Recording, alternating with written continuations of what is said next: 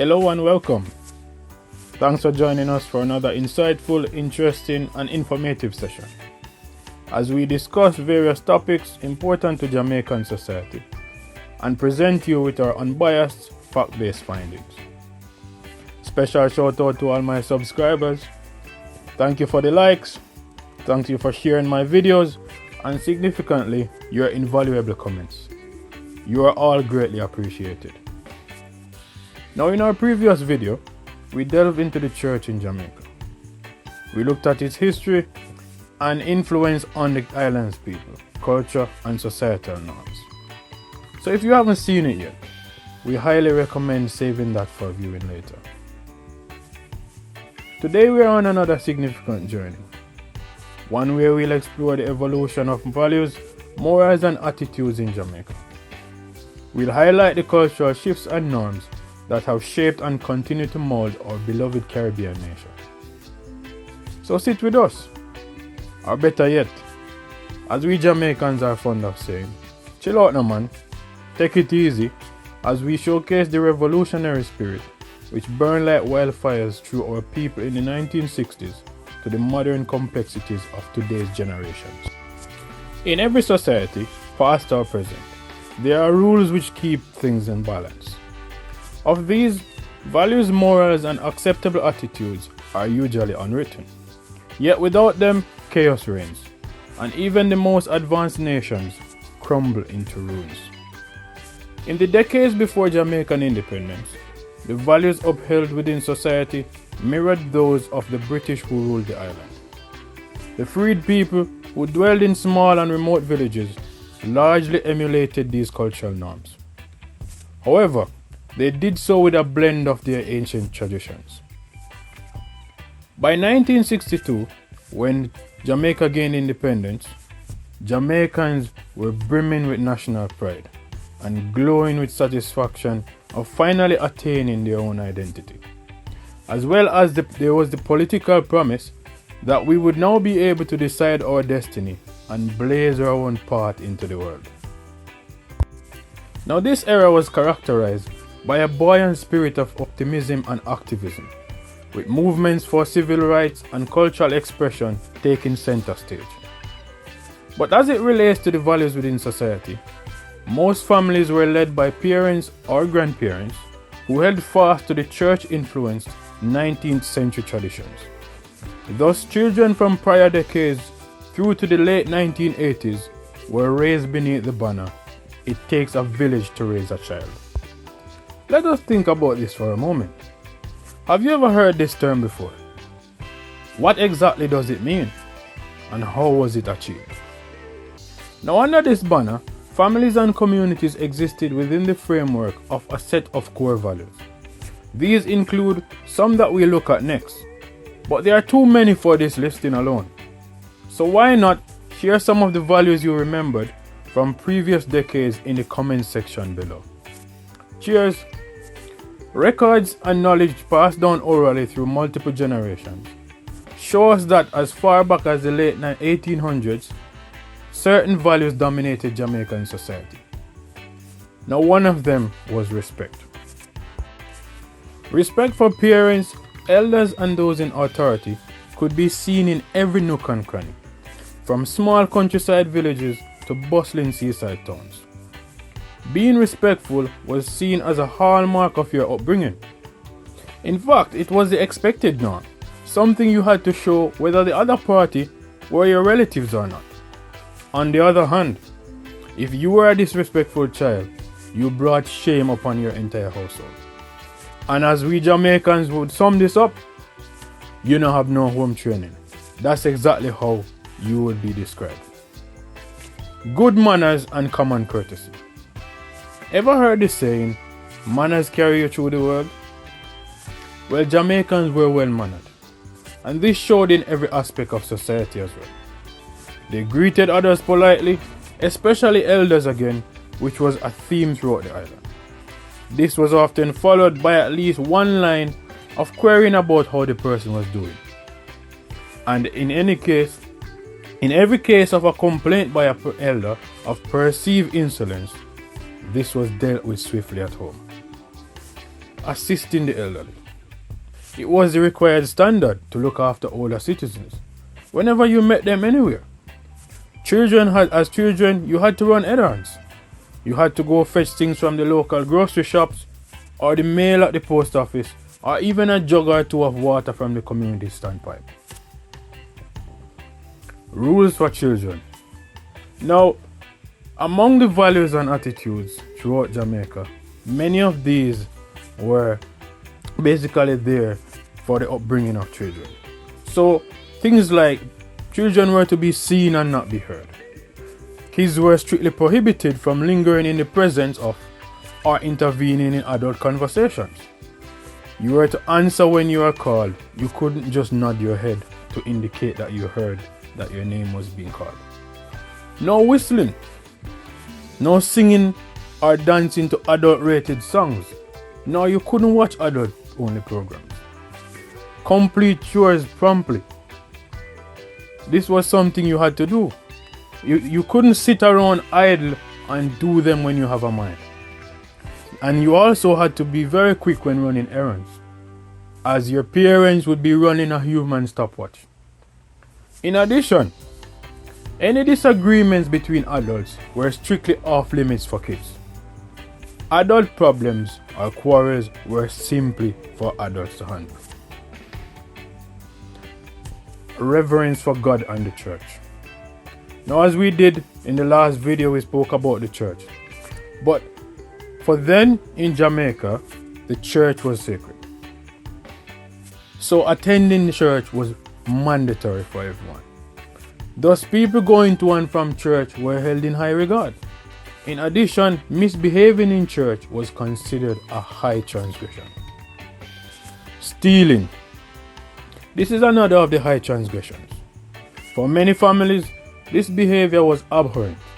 And as some parents like my mom used to put it, if you were a thief, you would be disowned. Meaning, you are no longer welcome into the family. Thieves were also shunned and spoken about with disdain in social circles. And if you had a friend who was known for stealing, you definitely couldn't bring them to your house. And as children, you were warned to stay away from such individuals. Infidelity. This societal value was mainly used against the behaviors of women. This as men were often lauded for their own promiscuous behavior, whilst women faced family scorn, church and societal condemnation, even for having children out of wedlock. Women's rights. The role of women was limited in a heavily patriarchal society. Men dominated decision making in homes and the outside space. And many of these men viewed women as unequals and little more than helpers, housemaids and childbearers who should be home raising the kids. Respect and protection of women and children. Now this would seem ironic that in a society that largely restricted the role of females, we have now one that also held them in high regard. This was more to do with their protection, as women and children enjoyed more protection from others around them. Thus, it was much safer for a woman to travel around even after evening hours. Education. Attending school was significant back then, but it wasn't as important to some families as it later became. For example, for families heavily involved with farming, quite often children were kept at home to help during harvesting, planting and general labor-intensive times. No idling.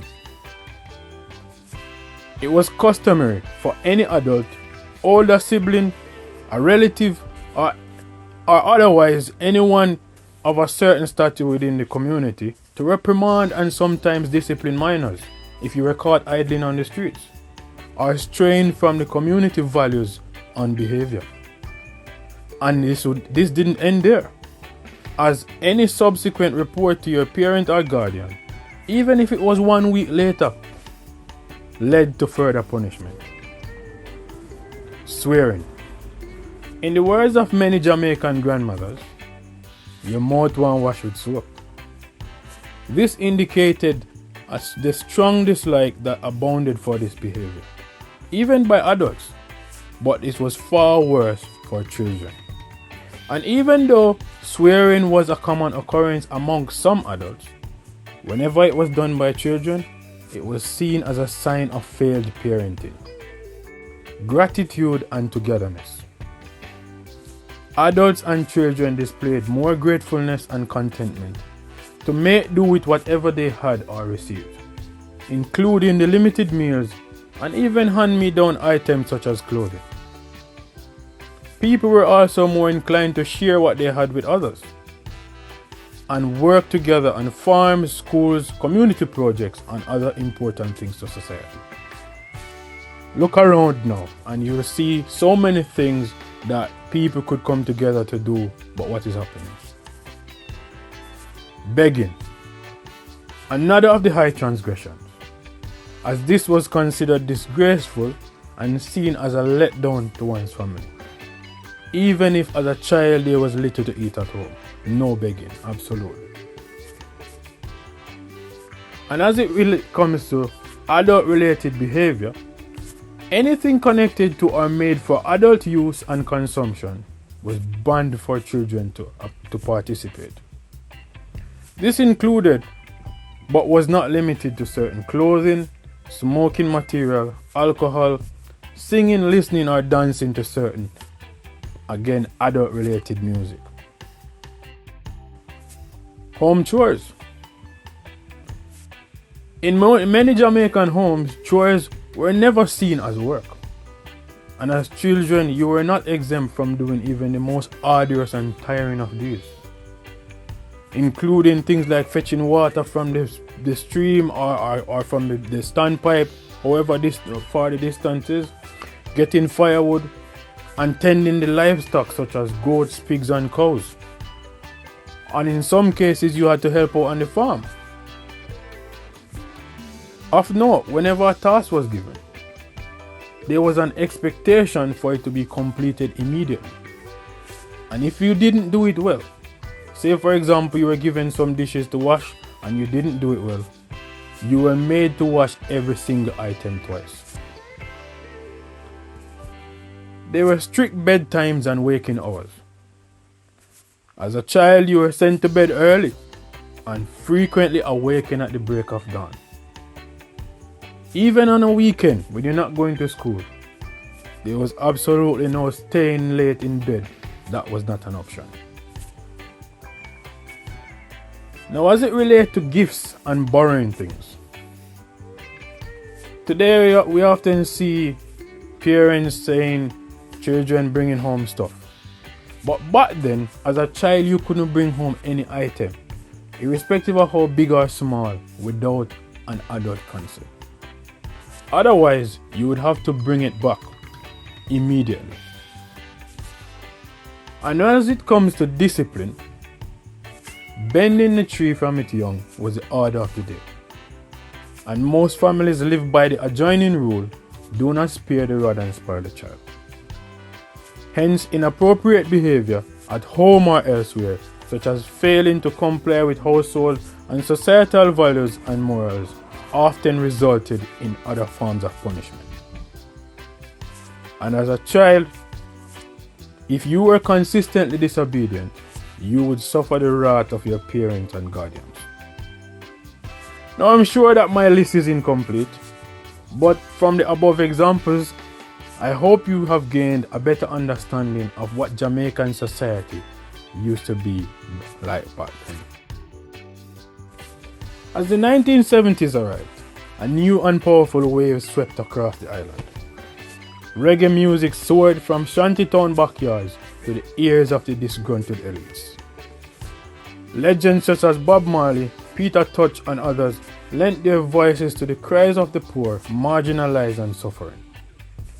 This was also an era when Jamaicans craved social commentary on their issues, and many of these reggae artists were at the forefront of a musical renaissance, advocating for peace, equal rights, unity, and justice.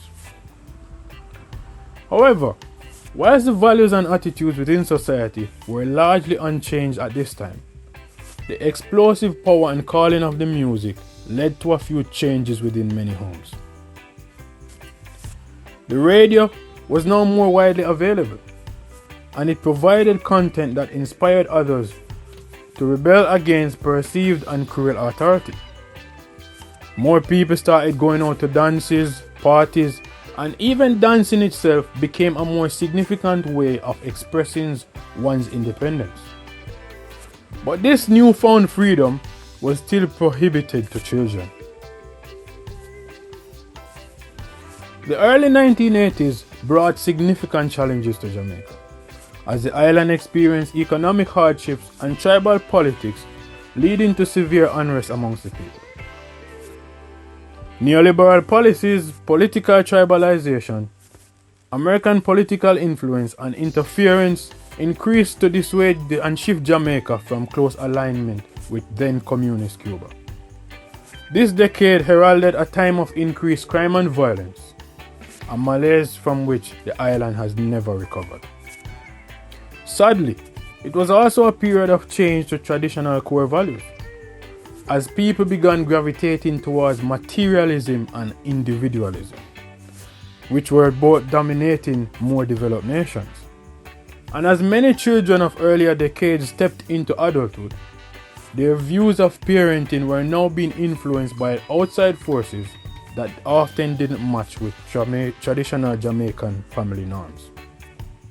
By the 1990s, globalization hit Jamaica head-on. And in a country emerging from the demolition and island-wide devastation of 1988's Hurricane Gilbert, the new way of life, in the United States especially, overwhelmed the local space. People, including politicians who had experienced life overseas, brought back everything. They brought back fashion, music, and media.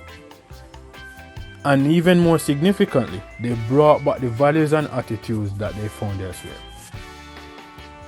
Now gone were the days when families huddled around the kitchen fire with ears tuned to the battery-powered radio, waiting for the pot to boil. The availability of electricity meant watching fireflies flit to and fro was now a forgotten experience. The television was the new flavor in town. And besides the news, cartoons, and adult entertainment programs, along came new ideals and behavior patterns. Many parents who grew up without these distractions, influences, and challenges became caught up themselves. And they then therefore failed to recognize the effects this introduction would have on themselves and their children's lives.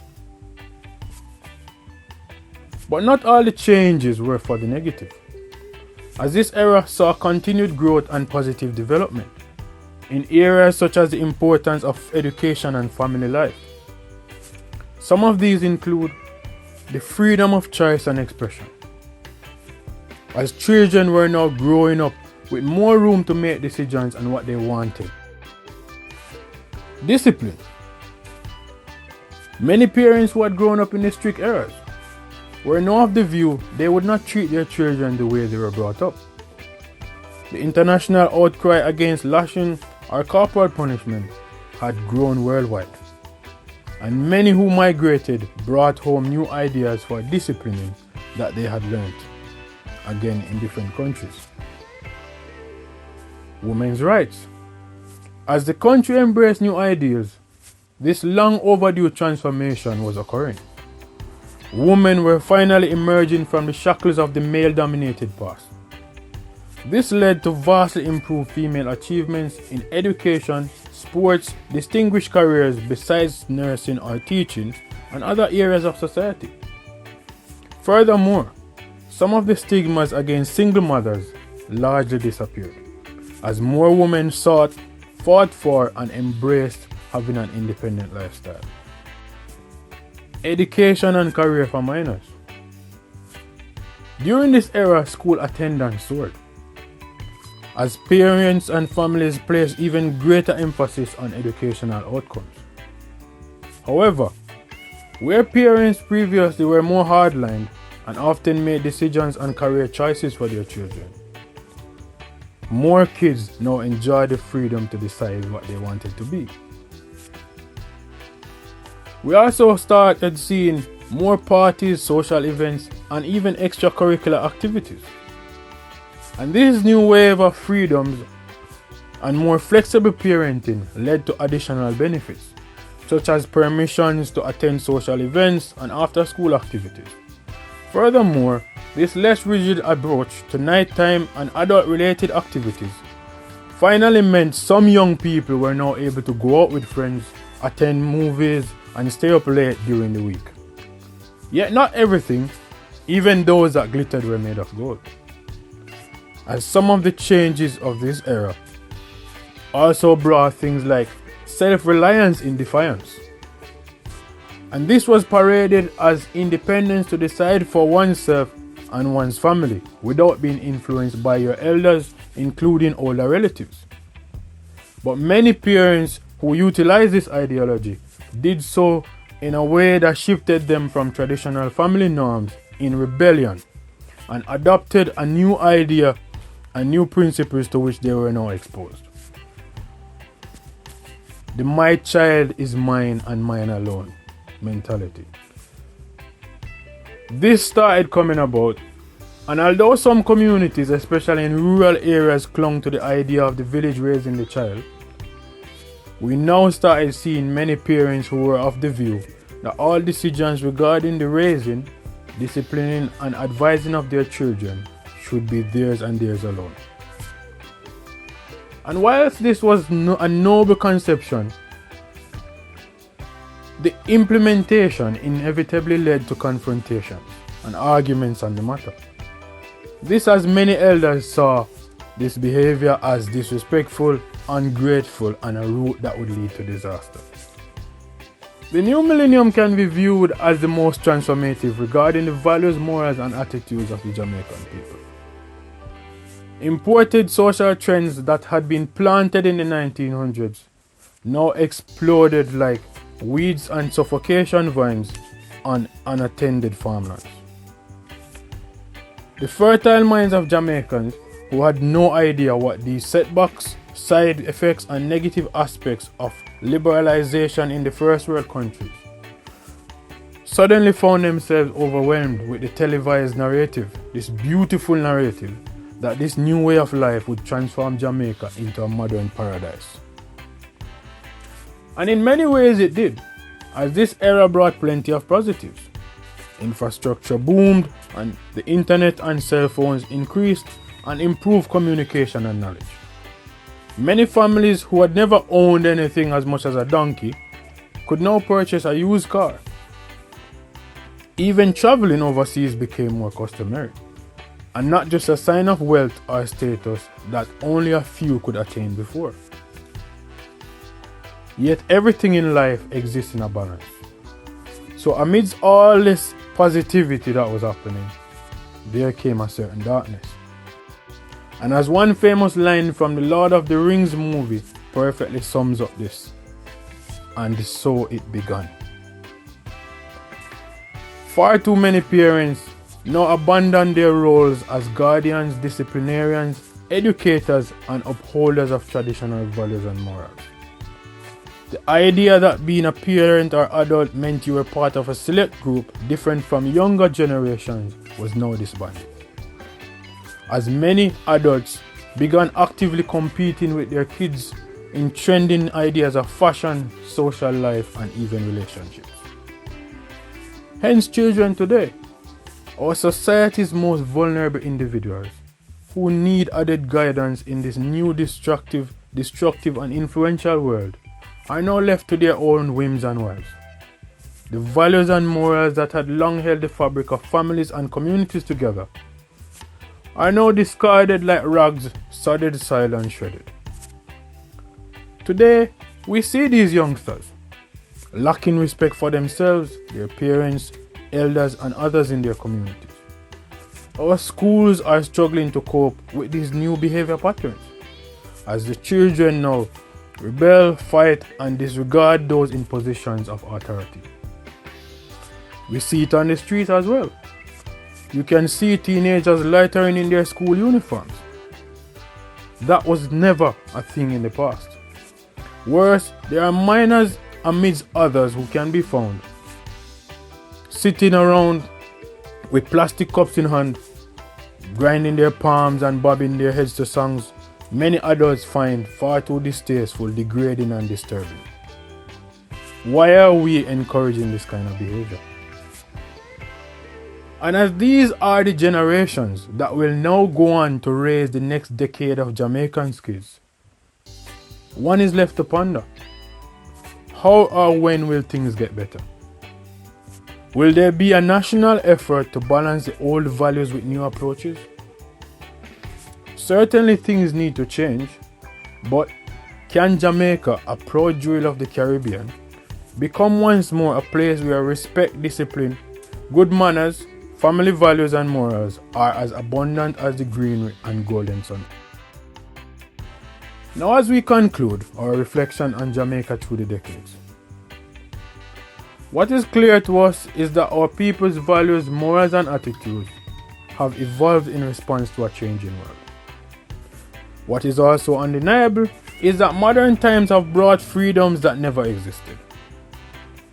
And for many, especially those who suffered greatly at the hands of parents and guardians who were much too eager to use the rod of correction, the past eras were too conservative, barbaric, overly controlling and abusive. On the other hand, there are plenty from past decades who now look at modern Jamaican society with equal or more disdain. It is also understandable that these people are not longing for Jamaica to return to the days of mule and cart, Bedford trucks, or outside cooking and kerosene lamps. Nevertheless, this just proves that the values, morals and attitudes which were important to Jamaican families and the wider society back then are still fundamental in modern times. After all, only a foolish man will cut down his sweetest fruit tree just because he wants to plant another. Thus, modernization should not mean we have to lose everything that was working before. Our homeland today is a melting pot out of many one people. It is enriched by a dynamic blend of tradition and modernity. However, while some traditional values of community harmony, respect, social courtesy and spirituality remain, there is a notable shift towards individualism, materialism and consumerism. Modern parenting practices reflect these changes. Sadly, many of today's parents and guardians no longer teach or enforce core principles of old to their offspring. In fact, children today spend more hours with eyes affixed to device screens, gorging on content that continues the degradation and degradation of what was once a prideful element to Jamaican society. Yet despite the complexities and changes of the modern era, there still exists in small enclaves, in urban and rural communities, in poverty-stricken and wealthy homes, an enduring spirit of resilience and pride that defined our ancestors. Moreover, there is a fire that burns like the flames in the heart of a volcano amongst Jamaicans at home and in the diaspora for a thoughtful, unified and comprehensive approach to returning our beloved island to the place of values, morals and attitudes that it once personified. To them, I say, thankfully, good manners and respectful behavior can still be found in many of our people. And that is both at home and overseas. In fact, were you to ask any visitor to Jamaica, what was it that made the greatest impression on them? More often than not, you won't hear about the beaches, the music or the food. You'll hear that it was the friendliness and the good mannerisms and genuine warmth of our people. Finally, even amidst all the negativity, let us continue to hope Let us continue to work towards a better future. Because there is still light, as radiant as the tropical sunshine, and many Jamaicans continue striving to maintain a balance of upholding the traditional morals and values of yesteryear, whilst they continue pursuing outstanding achievements in education, careers, and personal fulfillment. Thank you for joining us today. May you and your families have a blessed and wonderful time. And as always, the message to you and yours is, of course, one love.